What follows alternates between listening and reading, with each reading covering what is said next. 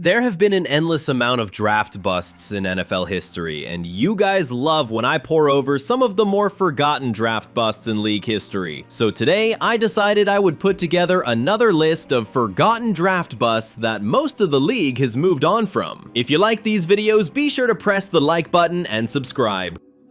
When the Cleveland Browns selected Trent Richardson with the 3rd overall pick in the 2012 NFL Draft, they believed they were getting the next great workhorse running back. Coming out of Alabama, Richardson was a powerhouse. At 5'9" and 230 pounds, he combined rare strength with explosiveness, drawing comparisons to legends like Emmitt Smith and Adrian Peterson. He was considered one of the safest picks of the draft, and many analysts called him the best running back prospect in years. The Browns were so convinced of his talent that they traded up from number 4 to number 3 to ensure they landed him. Richardson's rookie season showed glimpses of promise. He carried the ball 267 times for 950 yards and 11 rushing touchdowns, adding 367 receiving yards and 1 touchdown through the air. While his 3.6 yards per carry were underwhelming, the Browns excused it by pointing to their struggling offensive line and the heavy workload placed on the young back. His toughness and nose for the end zone gave fans hope that he could be the franchise player Cleveland desperately needed. But Richardson's flaws quickly surfaced. Despite his power, he lacked vision and often ran into defenders rather than finding open lanes. His lack of burst at the NFL level became glaring, and he struggled to produce explosive plays. By his second season, patience was wearing thin. Just 2 games into 2013, the Browns shocked the league by trading Richardson to the Indianapolis Colts for a first-round pick, a rare move for a player so recently drafted in the top 3.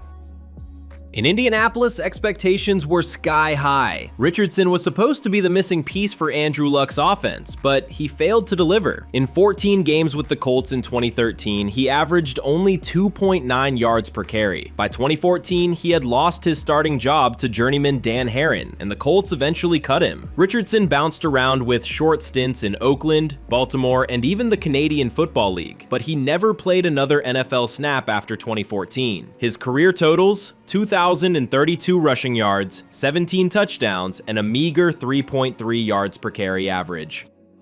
When the Tennessee Titans selected Jake Locker with the 8th overall pick in the 2011 NFL Draft, they believed they had found the quarterback who could finally replace the long-departed Steve McNair and lead the franchise into a new era. Locker, out of the University of Washington, was one of the most polarizing prospects in his class. He had a prototypical build, 6'3", 230 pounds, excellent mobility, and a cannon for an arm, but his accuracy was a major concern. Despite a losing record in college, scouts fell in love with his athletic upside, projecting him as a dual-threat playmaker with untapped potential. Locker's rookie season started slowly as he sat behind veteran Matt Hasselbeck, making appearances in relief duty. In 2012, Locker was handed the starting job, but his development never materialized as hoped. Across 4 NFL seasons, Locker started only 23 games, posting a career record of 9-14. He completed just 57.5% of his passes for 4,967 yards, 27 touchdowns, and 22 interceptions.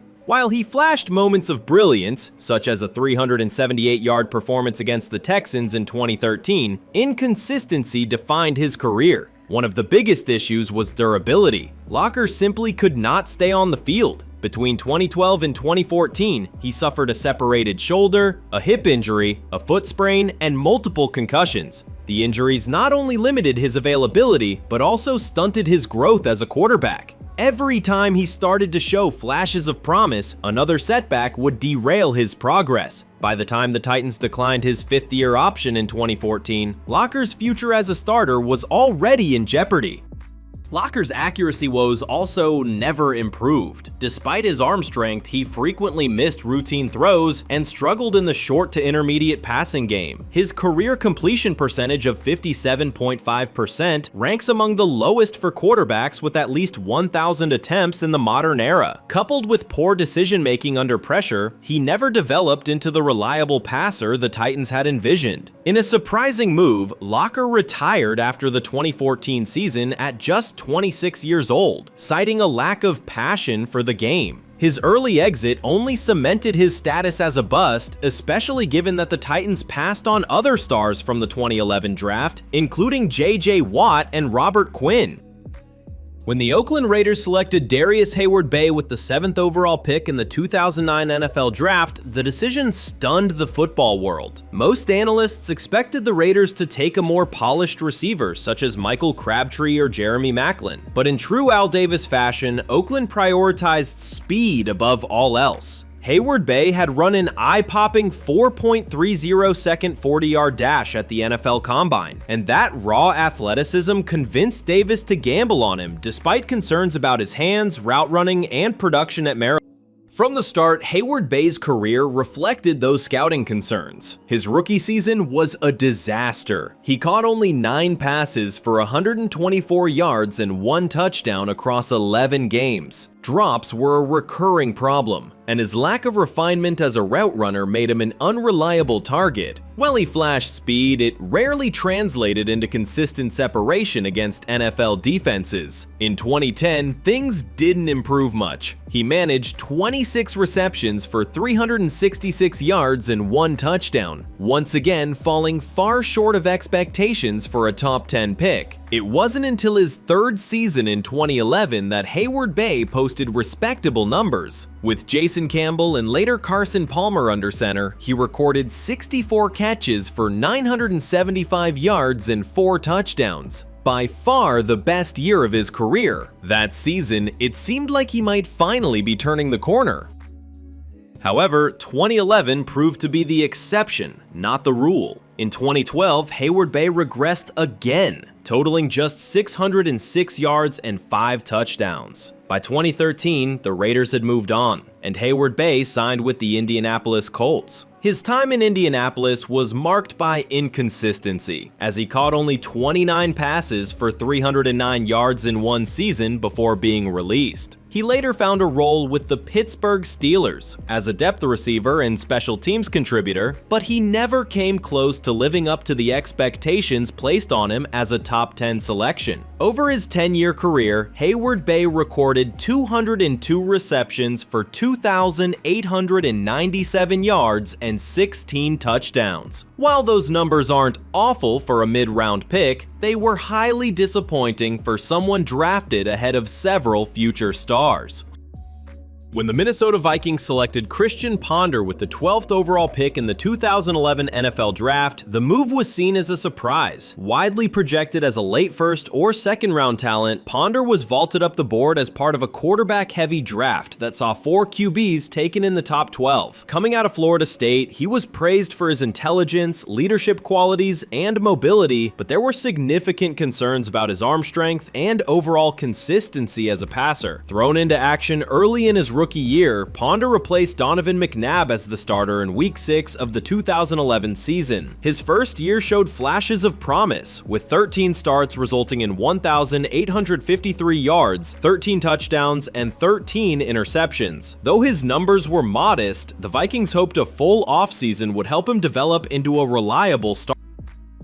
In 2012, Ponder had his best season as a pro. Starting all 16 games, he threw for 2,935 yards, 18 touchdowns, and 12 interceptions while helping the Vikings to a 10-6 record and a playoff berth. However, his success was more a product of Adrian Peterson's historic MVP season than Ponder's own play. Peterson rushed for over 2,000 yards, carrying the offense while Ponder played a conservative game manager role. In the wildcard game against Green Bay, Ponder didn't even suit up due to injury, leaving Joe Webb to start instead. A bad omen for his future. By 2013, Ponder's limitations were fully exposed. He threw for just 1,648 yards, 7 touchdowns, and 9 interceptions in 9 starts, often looking overwhelmed in the pocket and struggling to push the ball downfield. His inability to stretch defenses allowed opponents to stack the box against Peterson, which crippled Minnesota's offense. The Vikings quickly lost faith in Ponder. In 2014, they drafted Teddy Bridgewater, and Ponder slid down the depth chart. He appeared in only a handful of games before leaving Minnesota. He later had brief stints with the Raiders, Broncos, and 49ers, but he never played another meaningful snap. His final career stat line, 6,658 passing yards, 38 touchdowns, 36 interceptions, and a 14-21 record as a starter.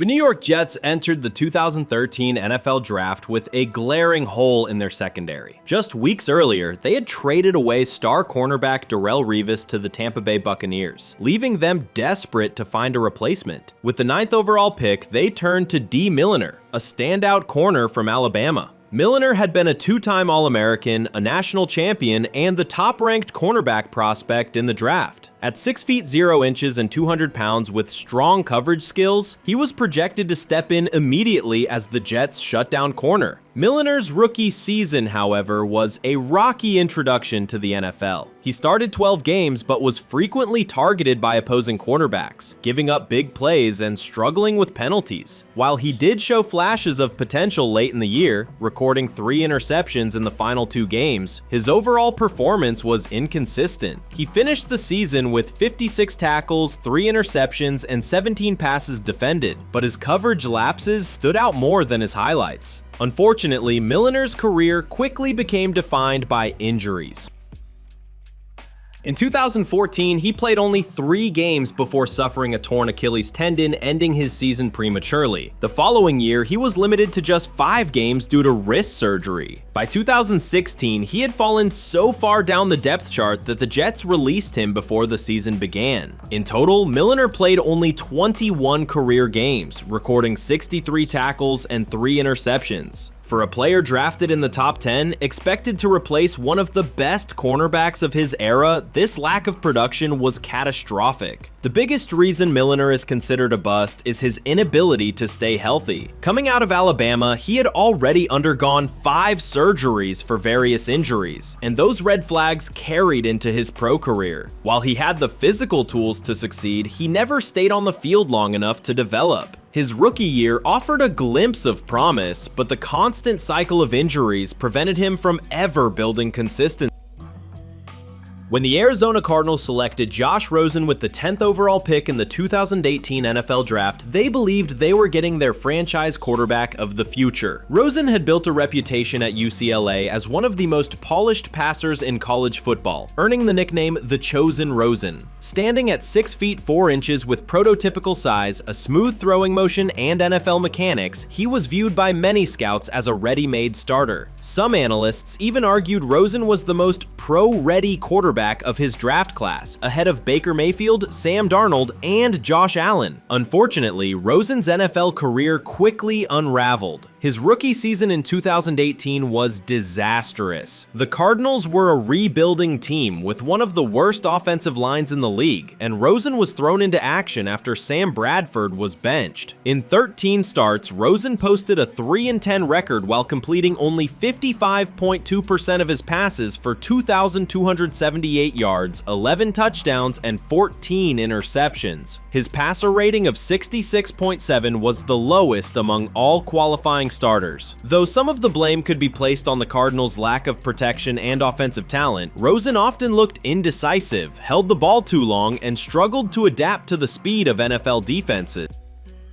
The defining blow to Rosen's career came just 1 year later. After firing head coach Steve Wilks and hiring Cliff Kingsbury, the Cardinals owned the #1 overall pick in the 2019 draft.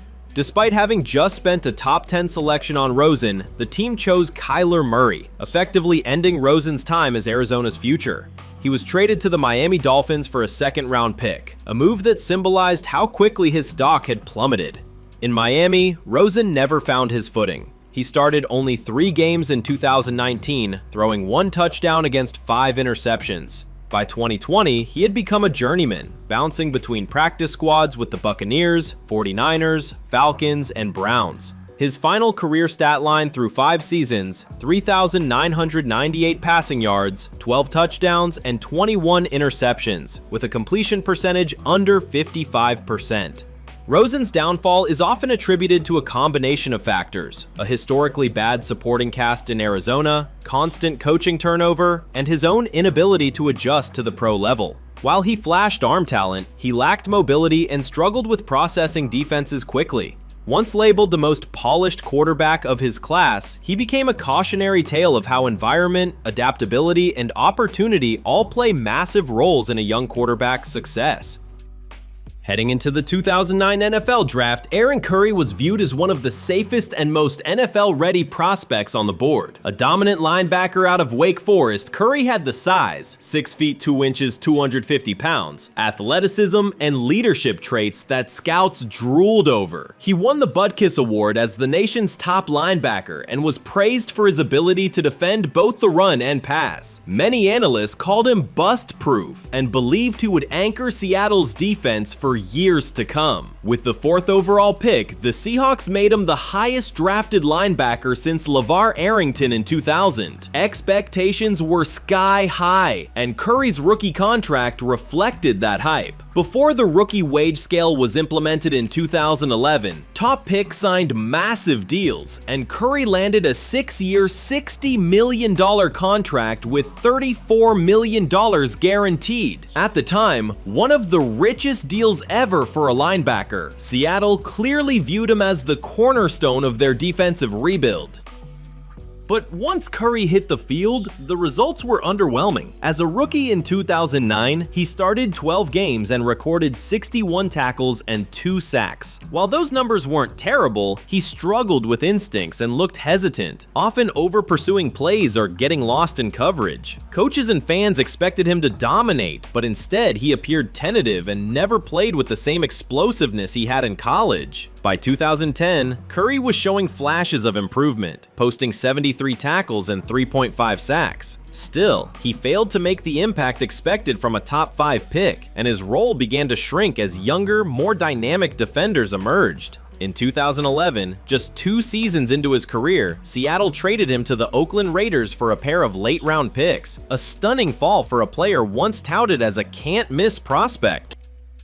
Few draft busts are as infamous as Vernon Gholston. Coming out of Ohio State, Gholston looked like the prototypical NFL pass rusher. At 6 feet 3 inches, 266 pounds with a chiseled frame and a 4.67 second 40-yard dash, he was a physical specimen. In his final season at Ohio State, he recorded 14 sacks and 22.5 tackles for loss, dominating Big Ten competition. His blend of size, strength, and explosiveness convinced scouts he could become an elite edge rusher in the NFL. When the New York Jets selected him with the 6th overall pick in the 2008 NFL Draft, they expected him to terrorize opposing quarterbacks for the next decade. Instead, Gholston's career is remembered for what he didn't do: record a single sack. As a rookie in 2008, Gholston struggled to adapt to the Jets' 3-4 defensive scheme under Eric Mangini. Tasked with playing outside linebacker instead of his natural defensive end role, he looked uncomfortable in coverage and hesitant when rushing the passer. He played in 15 games but recorded just 13 tackles and no sacks.